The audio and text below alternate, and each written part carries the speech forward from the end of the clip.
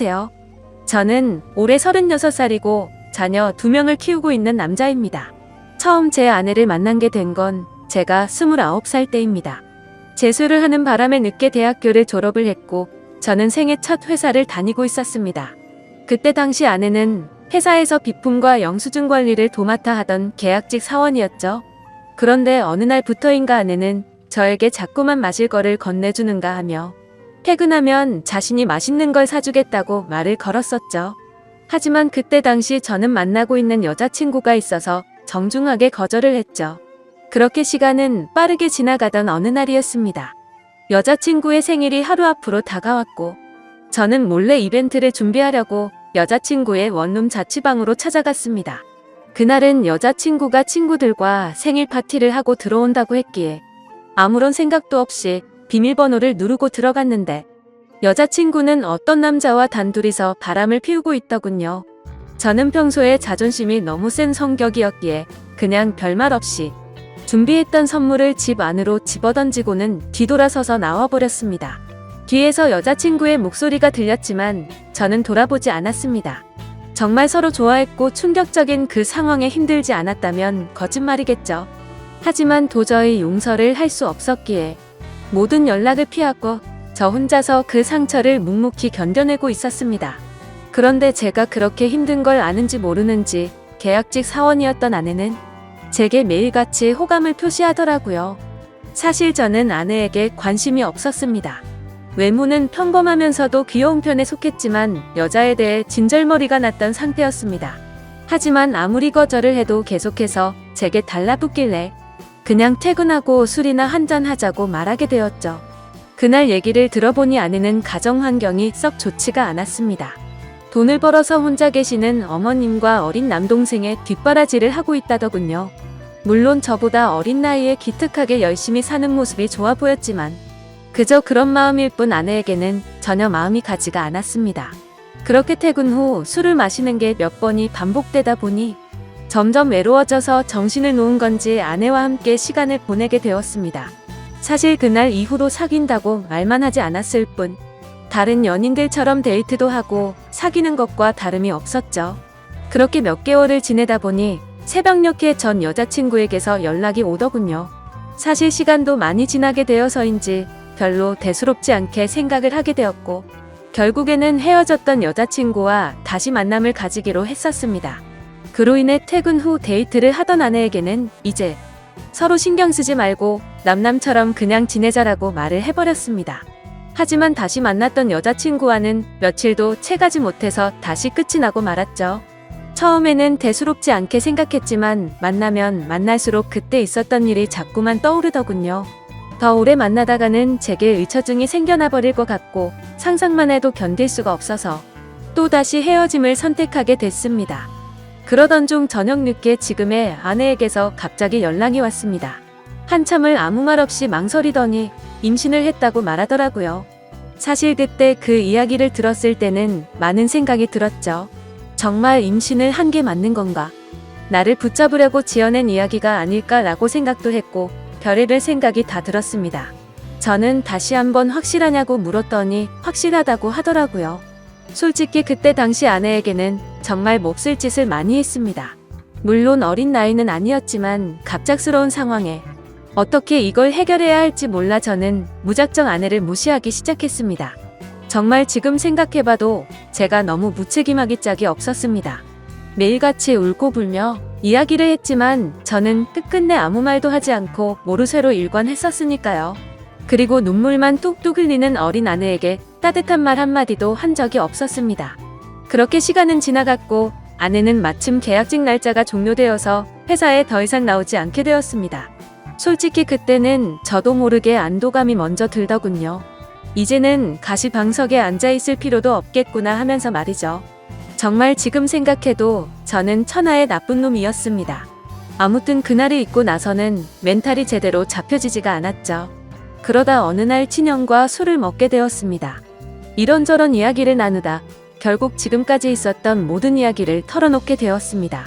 당연히 친형은 제게 욕부터 하더라고요. 결국에는 부모님 귀에까지 들어가게 되었습니다. 집에서는 난리가 났었죠. 아버지께서는 남의 자식 망쳐놓고 뭐 좋은 일 있다고 매일같이 술이나 마시고 다니냐고 엄청 화가 나셨습니다. 어머니와 친형까지 저의 행동에 엄청나게 비난을 했었고, 부모님께서는 집에 한번 데리고 오라고 하셨고, 저는 또 모르쇠로 일관했습니다.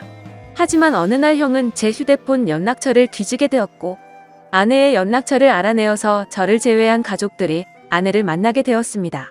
그러고는 며칠 뒤에 저는 모르게 아내를 집으로 부르셨습니다.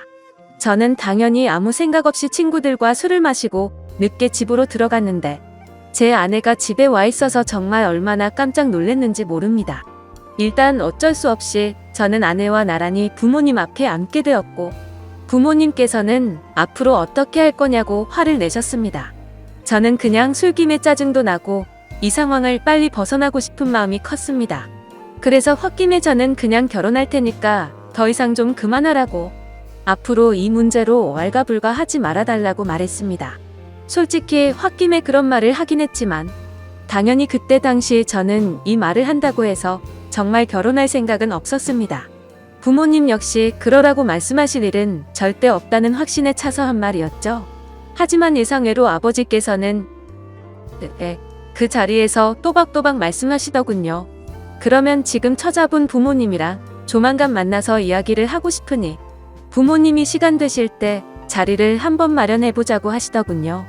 이때 당시도 설마라는 생각을 가지고 있었고, 술에 취해서 그냥 대충 상황을 정리하고 얼른 일어나서 제 방으로 들어가 버렸습니다. 그렇게 아내는 집으로 돌아갔고, 저는 술이 점점 더 올라오더니 제게 말도 없이 집에 찾아온 게 너무 화가 나더라고요. 그래서 새벽 늦은 시간에 전화를 걸었습니다. 차마 입에 담을 수 없는 욕을 다 하면서 막말을 엄청 쏟아냈습니다. 아내는 저희 부모님이 비밀로 하라고 해서 미리 말 못했다며 그저 미안하다고 울기만 하더라고요. 아무튼 그날 이후로는 부모님과도 말을 하지 않았습니다.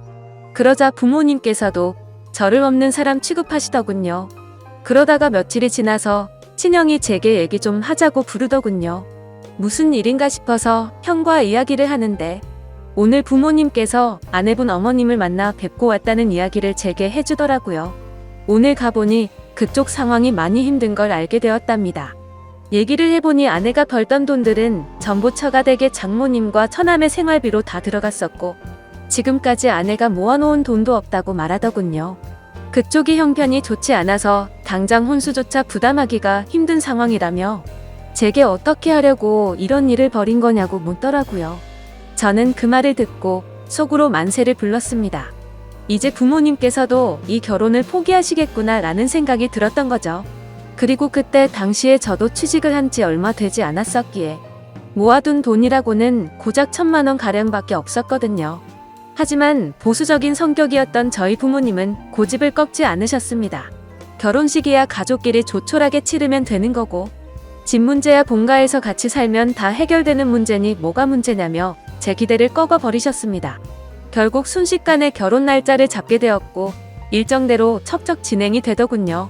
저는 그때부터 너무 당황했고 속이 타들어갔습니다. 그렇게 좋아하지도 않았던 여자랑 결혼을 해서 평생을 함께할 생각에 암담하더군요.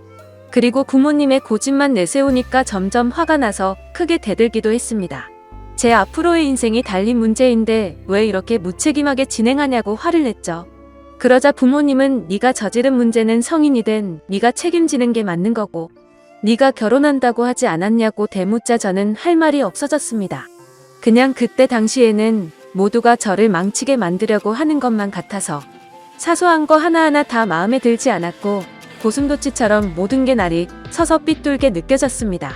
아내에게도 못된 말을 계속했습니다.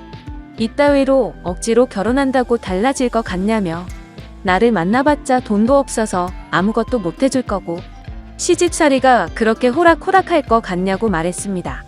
그리고는 정말 너한테 잘해줄 자신이 없으니까 고집 피우지 말라고 했죠. 하지만 제가 그런 말을 할 때마다 자신이 더 잘하겠다며 말하는데 너무 답답하고 그 상황이 싫었습니다. 심지어 친한 친구놈들 몇몇과도 술을 먹다가 이 이야기가 나오면 친구들은 온갖 욕을 제게 했죠. 그래서 점점 이 일로부터 자유로워지고 싶다는 생각이 들기 시작했고, 결국 제 책임을 통감하고 모든 사람의 뜻대로 그냥 결혼을 하기로 마음을 먹었습니다. 하지만 너무 삐뚤어져 있었던 저는 그렇게 마음을 먹고도 막말을 입에 달고 살았죠. 부모님께는 잘 살 자신이 없으니 행복한 결혼 생활을 할 거라는 기대는 하지도 말라고 했고, 아내에게도 늘 차갑게 몹쓸 말들을 많이 했습니다. 그리고 결국에는 결혼을 하게 되었습니다. 정말 좋아서 한 결혼도 아니었으니 신혼생활은 말할 것도 없었습니다. 신혼여행은 해외여행은커녕 국내에 있는 흔한 여행지로 갔습니다. 심지어 그곳에 가서도 아내는 내팽겨쳐두고 혼자서 이곳 저곳 돌아다녔고 거의 말도 하지 않았습니다. 그리고 나서 일상생활을 하면서도 퇴근하고 집에 들어오면 게임을 하거나 TV를 보면서 지낼 뿐 아내와는 일상적인 대화는 나누지도 않았습니다. 그리고 주말이나 노는 날에는 저는 항상 밖에서 친구들과 놀고 술을 먹다가 들어오고는 했죠. 평범한 부부들은 아내가 아기를 가졌을 때 극진히 대접받는다고 하지만 저희 부부는 그렇지 못했기에 제 아내는 그런 대접은 전혀 받지 못했습니다. 오히려 제 눈치를 보느라 뭘 먹고 싶다라는 이야기조차 단 한 번도 한 적이 없었죠. 그렇게 아내는 제게 불평이나 불만을 전혀 말하지 않았습니다. 그냥 묵묵히 혼자서 어머니와 집안일을 했죠. 하지만 저도 사람인지라 마음이 안 좋을 때도 있었지만 자존심이 쓸데없이 너무 강한 나머지 그러게 내 말 듣질 않은 생각으로 그냥 그러려니 하고 넘어갔습니다. 그러다 어느 날 새벽에 예정보다 진통이 일찍 와서 정신없이 산부인과로 향했습니다. 그런데 남들과 달리 하루가 꼬박 넘어가게도 출산이 되지 않아서 슬슬 걱정이 되었지만 결국에는 고생 끝에 어렵게 출산을 하게 되었습니다. 출산 후 지쳐 누워있는 아내를 보고 있는데 저도 모르게 갑자기 울컥해서 눈물이 나더군요. 힘없이 늘어져 있는 모습에 뭔가 모를 마음이 들었죠. 하지만 쓸데없는 자존심에 그 눈물조차 보이기 싫어서 그냥 문 밖으로 나가버렸습니다. 그날 장모님과 처남이 아내의 손을 꼭 잡고 있을 때도 저는 아내의 손을 잡기조차 겁이 나더라고요. 제가 무슨 자격이 있어서 그 손을 잡을 수 있을지 그냥 무심한 척 수고했다는 말 한마디를 남기고는 그렇게 나왔습니다. 그날 이후로는 제 아내에게 미안한 마음이 많이 생겨났습니다. 언제나처럼 무뚝뚝하게 아내를 대했지만 마음은 그렇지 않았죠. 예전과 달리 미안한 마음이 생겨났었고 그동안 미안했다는 말 한마디를 하고 싶었습니다. 그렇지만 왠지 모를 쓸데없는 생각에 아무런 말도 하지 못했던 거죠. 그러다 어느 날 제 어머니께서 간이 좋지 않으셔서 계속 정기검진을 받고 계셨는데 결국에는 이게 점점 상황이 악화되었습니다. 병원에 입원하셨을 때 친형과 어머니 그리고 아내가 번갈아 가면서 병실을 지켰습니다. 전 휴일에만 병실을 지켰고요. 자녀를 낳아서 키우고 계신 분들은 아마 아실 겁니다. 새벽이고 낮이고 아이가 잠도 안 들고 울고 할 때마다 아내는 잠이 들지 못했습니다. 그렇다고 제가 애를 봐주고 하지도 않았으니까요. 그렇게 잠도 제대로 못 자고 병실에서 간호를 했으니 그 피곤함은 말로 표현할 수가 없을 거란 거 잘 알고 있었습니다. 그런데 그때조차도 따뜻한 말 한마디 하지 않았습니다. 병실에 있던 다른 분들조차 며느리가 진짜 효녀라며 저한테 장가 잘 갔다는 칭찬을 할 때도 아무런 말도 하지 못했습니다. 입이 두 개라도 할 말이 없는 건 당연했던 거죠. 다행히 수술은 잘 되었고 어머니께서 퇴원하시기 전까지 아내는 그렇게 육아와 병간호를 했습니다.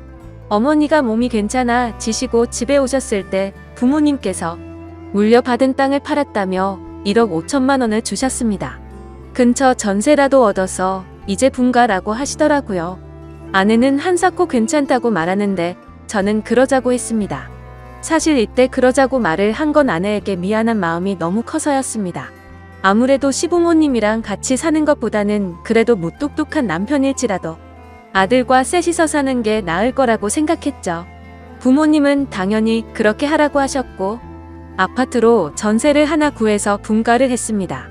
거의 말도 안 하고 했지만 간간히 아이도 같이 봐주고 이사하고 처음으로 레스토랑을 갔는데 맛있다고 웃으며 말하는 아내를 보면서 이때부터 정말 마음이 울컥해서 눈물이 날 뻔했죠.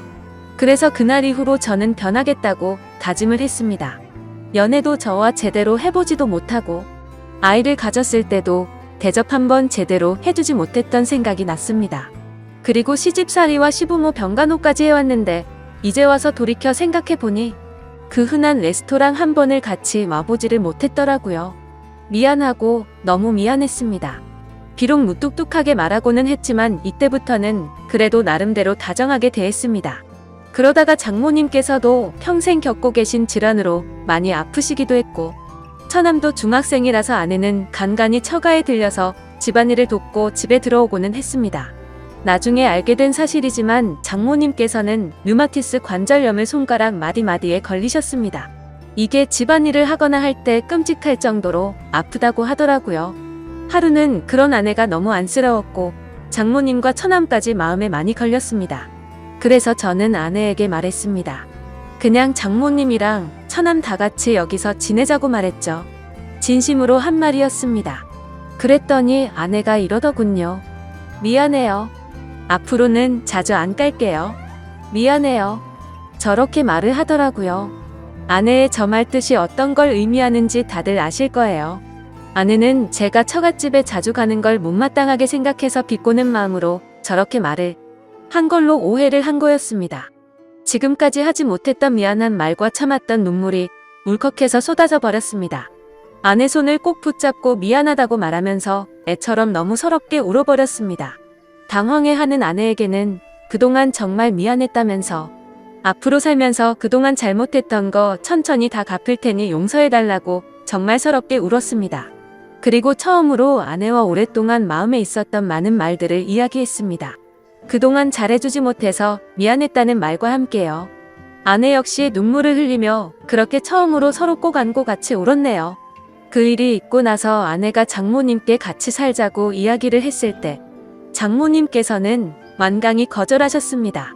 사실 이건 당연하다고 생각했죠. 사위라고 하나 있는데 자기 딸을 그렇게 서럽게 만들었는데 이 집으로 들어오면 얼마나 눈치를 줄까라고 당연히 생각하셨을 것 같습니다. 본가에 계시는 부모님께서는 흔쾌히 그렇게 하라고 허락을 하셨고 결국에는 제가 처가댁에 가서 장모님께 무릎 꿇고 사죄했습니다. 그동안 죄송했다고 앞으로는 정말 잘하겠다고 했죠. 그렇게 장모님을 겨우겨우 설득해서 같이 살게 되었습니다. 지금은 그 누구보다 아내만 사랑하고 전에는 상상도 못한 애교도 떨면서 그렇게 살고 있습니다. 세상에서 아내가 가장 예뻐 보이고 가장 사랑스럽네요. 집안일도 제 나름 열심히 돕고 있고 육아도 열심히 하고 있습니다. 그리고 아내와 저 사이에는 예쁜 딸아이도 한 명 더 생겨났고 더 예쁜 가정을 이루게 되었죠. 이게 제게 있었던 5년 전 이야기입니다. 지금은 장모님과 처남 그리고 제 아내와 자식들 이렇게 6식구가 다 같이 행복하게 살고 있습니다. 넉넉지 않은 형편일지 몰라도 휴일이나 주말이 되면 가능하면 가까운 곳으로라도 바람을 쐬러 다니고 있고요. 지금은 아내에게 잔소리도 들어가면서 지내지만 그 누구보다 행복하게 해주려고 아내를 여왕처럼 받들고 지내고 있습니다. 그런 저를 기특하게 보셨는지 장모님도 항상 우리 사위가 최고라며 저를 감싸주시고 온 가족이 서로를 너무 애틋하게 생각하고 행복한 나날을 보내고 있네요. 지금은 정말 그 어느 때보다 행복합니다. 제 착한 아내 덕분에 저의 못난 모습들이 고쳐진 것 같아서 정말 고맙게 생각합니다. 아마 그때 아내가 저를 버리고 떠나버렸다면 저는 그저 그런 인생을 살고 있었을 테고 평생 후회만 하면서 살았을 것 같다고 생각이 드네요. 앞으로도 저는 과거의 아내에게 잘해주지 못했던 걸 평생 갚아 나가려고 합니다. 물론 평생이 걸려서 제가 잘하더라도 그 큰 상처를 준 건 다 갚지 못하겠지만 지금은 제 아내도 행복하다고 말해주니 너무 미안하고 고마운 마음만이 가득하네요. 제 사연을 읽어주셔서 감사드립니다.